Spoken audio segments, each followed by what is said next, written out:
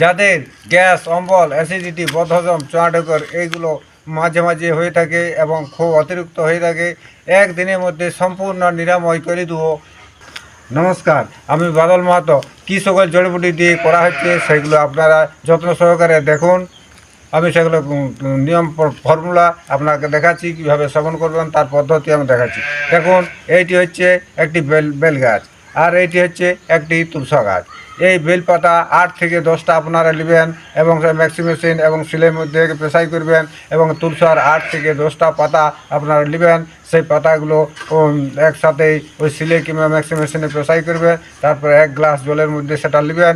নেওয়ার পর আপনারা সেইটি সেবন করবেন। এরকম সেবন করলেই আপনারা একদিনের মধ্যে সম্পূর্ণ গ্যাস নিরাময় হয়ে যাবে। এই জড়িবুটি দিয়ে যদি না গ্যাস অম্বল ভালো হয়, তাহলে আমি এই ভিডিও করাই ছেড়ে দেবো। আপনারা সেবন করে দেখুন, নিশ্চয়ই কাজ হবে।